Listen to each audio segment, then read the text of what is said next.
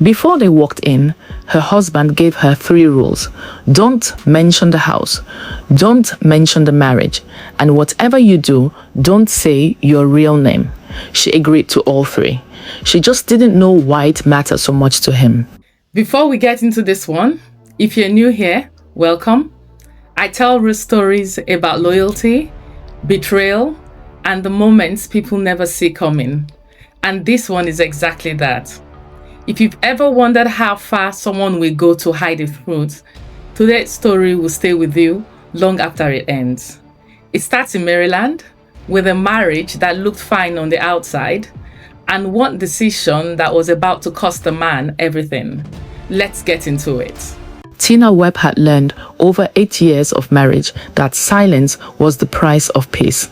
She stood in front of the mirror in her Bethesda, Maryland home, smoothing down a navy dress her husband had picked out for her that morning.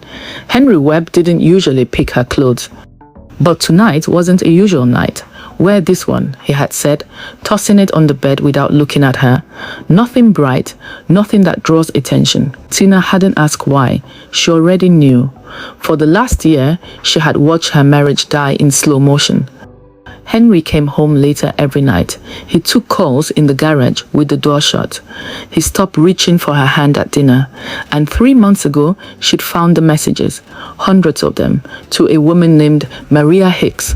Sweet messages, loving messages. The kind Henry used to send Tina back when he still wanted her to know she was loved. She never confronted him, not because she was weak, but because she was waiting to understand exactly what she was dealing with before she made her next move.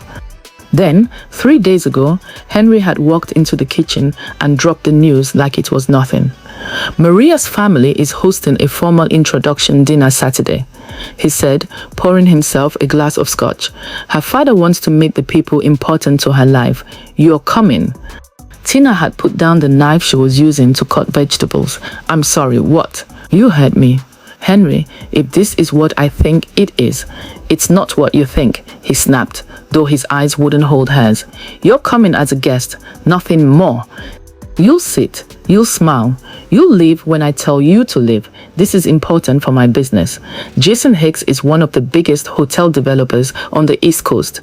I need him to like me. And Maria is not your concern.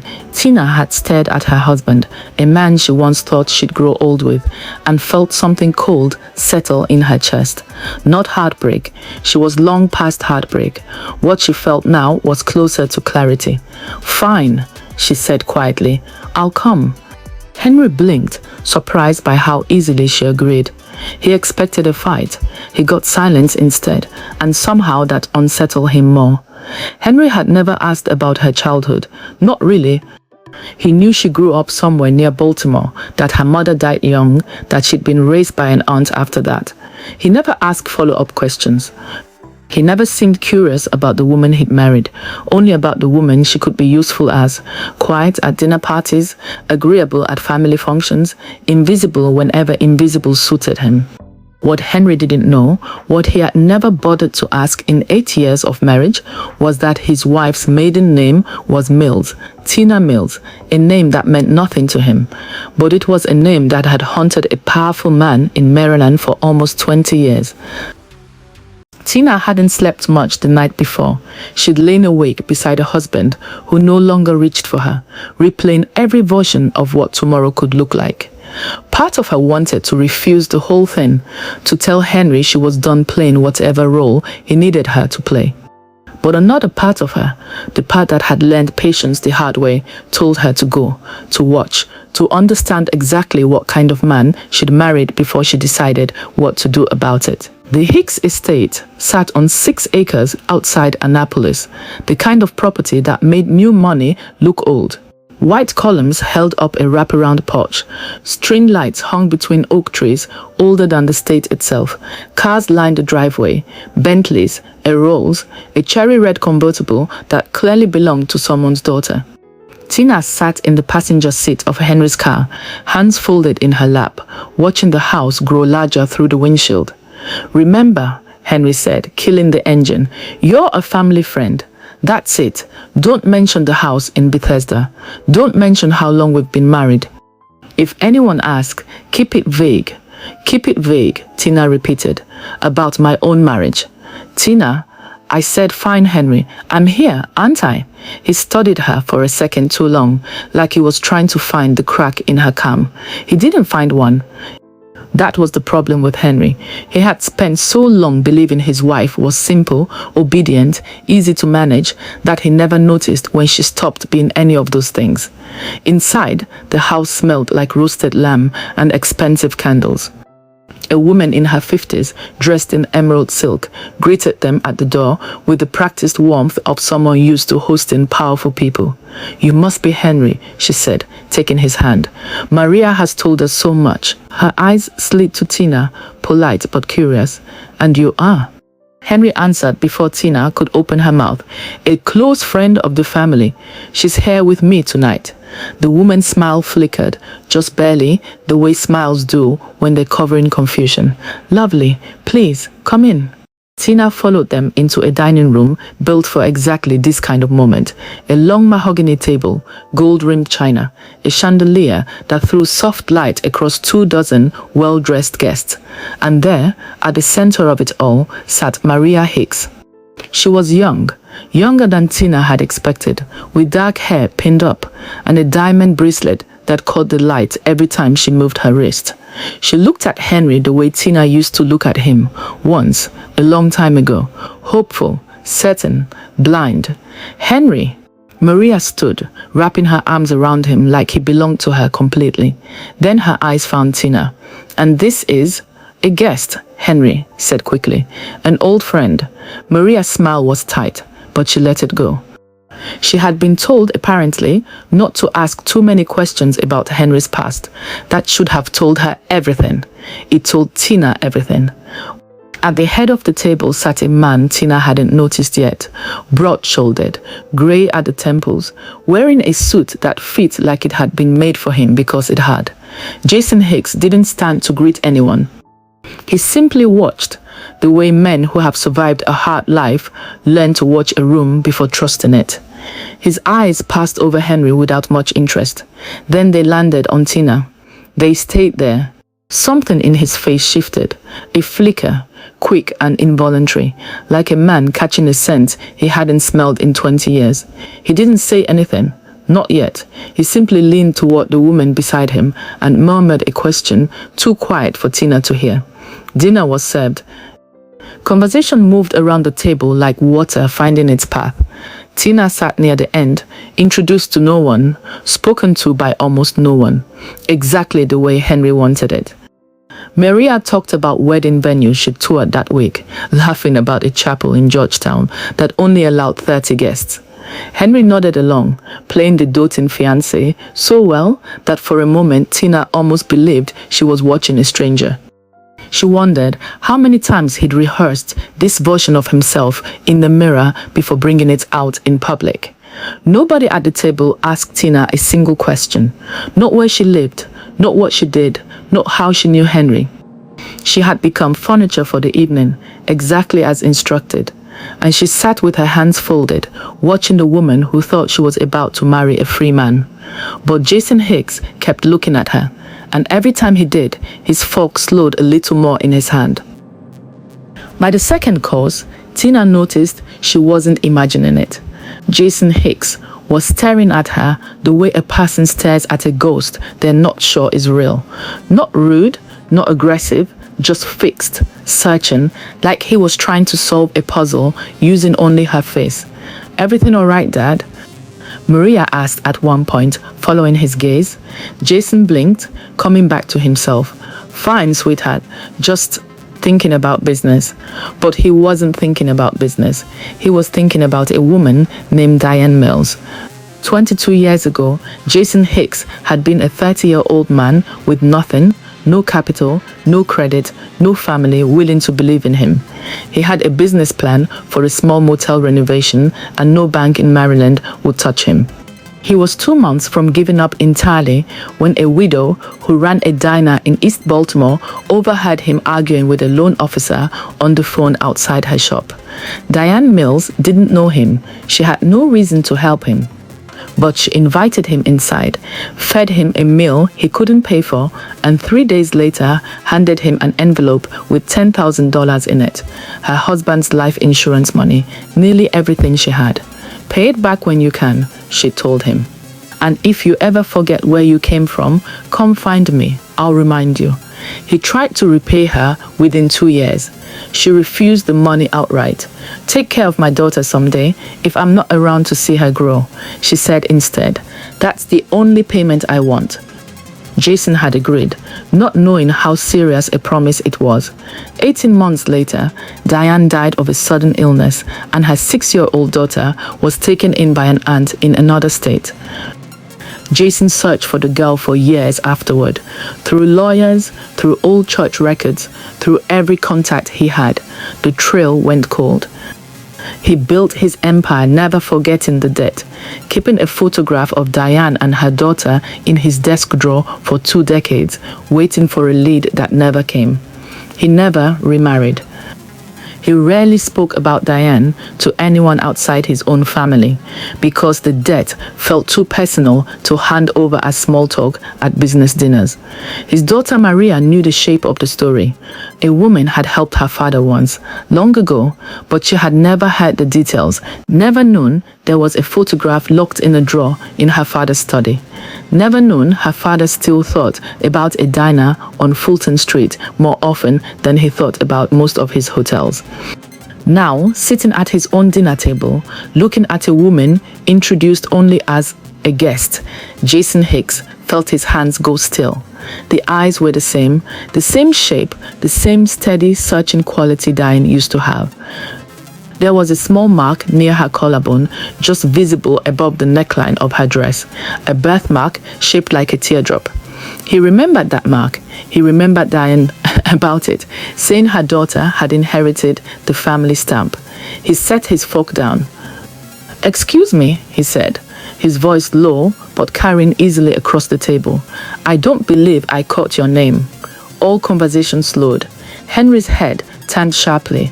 "She's just a friend of mine, Mr. Hicks," Henry said quickly. "Not important to the evening."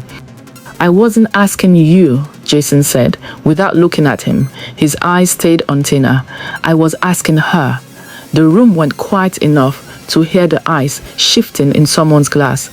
Tina felt every eye turn toward her. She could have said nothing. She could have followed Henry's script, kept things vague, disappeared back into the role he'd built for her.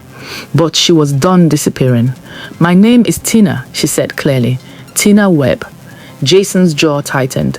"And before Webb?" The question hit the table like a dropped plate.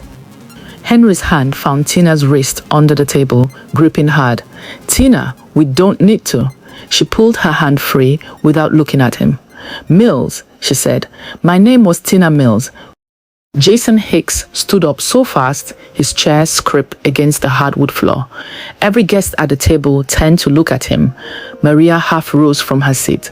"Dad, what's wrong?" Jason didn't answer her. He was walking around the table now, slow, deliberate steps, his eyes locked on Tina like she might vanish if he blinked. "Your mother," he said, his voice rough. "What was your mother's name?" Tina's heart pounded so hard she was sure the whole room could hear it. Diane Mills. "She died when I was 7.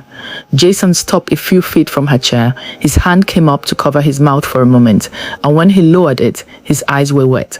"She ran the diner on Fulton Street," he said, "East Baltimore. She used to make a chicken stew every Thursday and give away the extra to anyone who looked hungry." Tina's breath caught. "I remember that stew. She had a mark," Jason said, his voice cracking now. "Right here." He touched his own collarbone. "She said it ran in the family." A little teardrop shape. Tina's hand rose slowly to the same spot on her own body where the mark sat hidden just beneath her dress. She didn't need to show him. His face told her he already knew it was there. "You're her," Jason whispered. "You're Diane's girl." The table had gone completely silent. Even the string quartet playing softly in the corner had stopped, the musicians frozen mid-note, sensing something too large for background music. "I've been looking for you for 20 years, Jason said, and now his voice broke completely. "Your mother saved my life. She gave me everything she had when nobody else would give me $1. I built all of this." He gestured at the house, the chandelier, the guests, the fortune surrounding them, because a widow in a diner believed in a stranger. "And I promised her, before she died, that I would find her daughter and take care of you. I never stopped looking. The trail went cold when your aunt moved you out of state. I hired investigators. I never found you." Maria stood frozen at the head of the table, staring between her father and the woman she'd been told was just a guest. "Dad," she said slowly, "what are you saying?" Jason turned to his daughter, his expression a mixture of grief and disbelief. "I'm saying this woman's mother is the reason any of this exists. I'm saying I owe this woman a debt I've carried for 2 decades. He turned back to Tina, "And I'm saying I don't understand why Henry brought Diane Mills's daughter into my home and introduced her as nobody." All eyes turned to Henry. His face had drained of color. His mouth opened, closed, opened again, but nothing useful came out. She's my wife. We've been married 8 years. The words landed like a bomb in the middle of the room.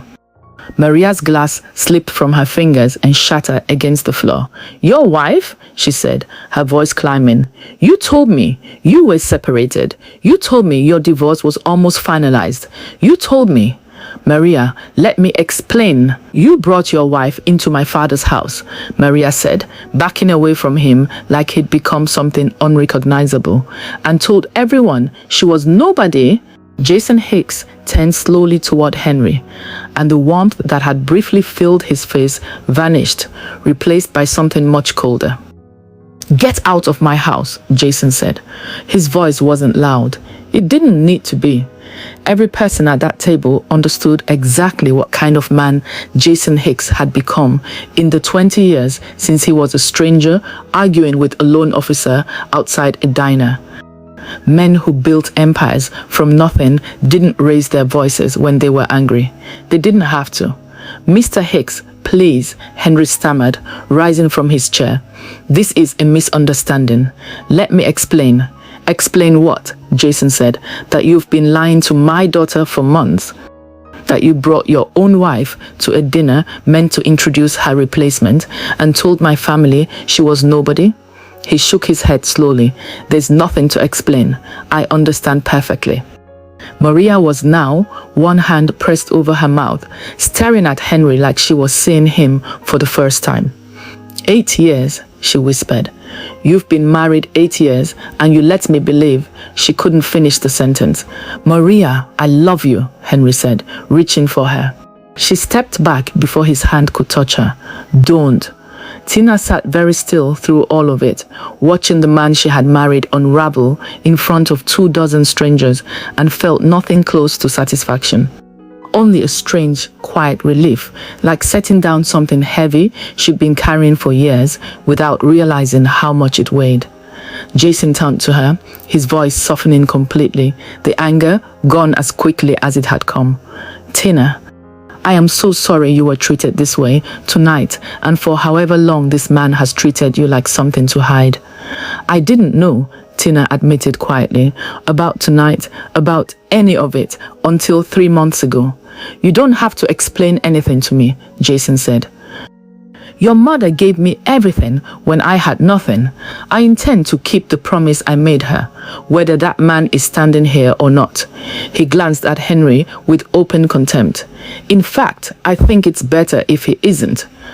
Henry looked around the table, searching for an ally, a friendly face, anyone willing to defend him. He found none. The guest who had smiled and shaken his hand an hour earlier now looked at him the way people look at something spoiled. "This is insane," Henry said, his voice rising with panic now instead of authority. "Tina, tell them this doesn't have to be this way. We can talk about this at home." Tina stood up slowly, smoothing down the dress he had chosen for her that morning. The dress meant to make her forgettable. "There is no home to talk about this in, Henry," she said. "Not anymore." She turned to Jason. "Thank you for remembering my mother, for remembering me." "I never stopped looking," Jason said. "Not for 1 year of the last 20. Henry reached for Tina's arm as she moved past him. "Tina, don't do this. Not here. Not like this. You did this," Tina said, pulling her arm free for the second time that night. "You did this the moment you decided I was something to hide instead of someone to be proud of." She walked toward the front door without looking back, and for the first time in 8 years, nobody stopped her.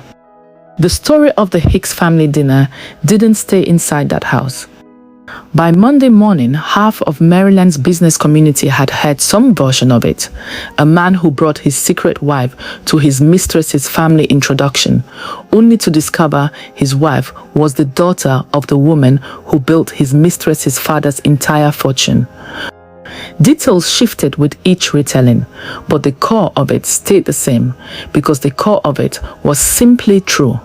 Henry Webb's business partners, all of whom depended on relationships with men like Jason Hicks, began quietly distancing themselves within the week. 2 contracts fell through. A third partner asked to be bought out entirely. Nobody wanted to be associated with a man who had humiliated Diane Mills's daughter in front of Jason Hicks himself. Maria Hicks never spoke to Henry again. She blocked his number the same night, deleted every photo, and 3 weeks later was seen at a charity gala on the arm of a young architect her father actually approved of. She learned, but quickly, that a man who hides one woman will eventually hide another. Tina filed for divorce the following Tuesday. She didn't ask Henry for much. She didn't need to. Jason Hicks, true to the promise he'd made a dying widow 20 years earlier, brought Tina into his company as a full partner, insisting that half of everything he'd built rightfully belonged to Diane Mills's family. Tina resisted at first. She hadn't done anything to earn it, she said. Jason told her the earning had happened before she was even born, the day her mother handed a stranger an envelope she couldn't afford to give away.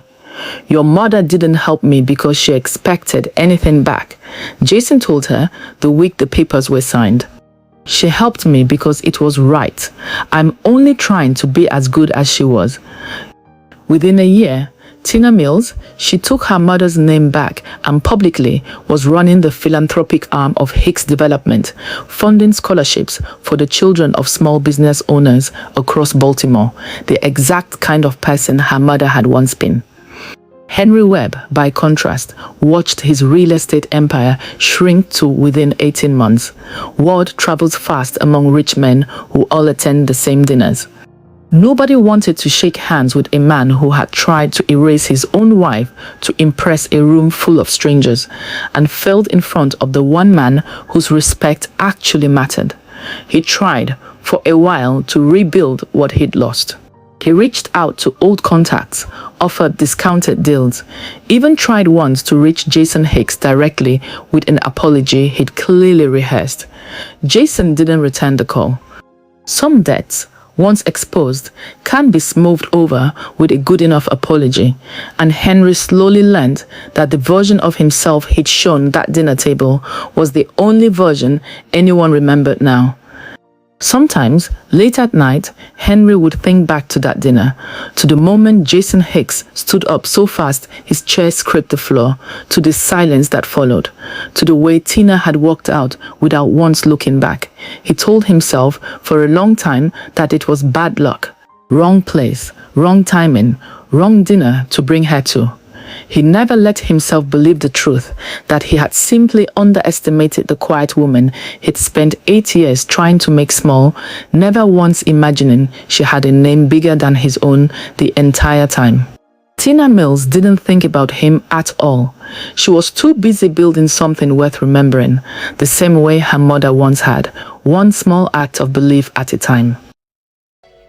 And that's how it ended. A marriage built on hiding, undone by one man who never stopped looking for the truth. If this story stayed with you, That's exactly what it's meant to do. Tell me in the comments, did you see that twist coming? Or did it catch you off guard like it caught everyone at that table? Hit subscribe because there's another story just like this waiting for you next. Until then, take care of yourself and I'll see you in the next one.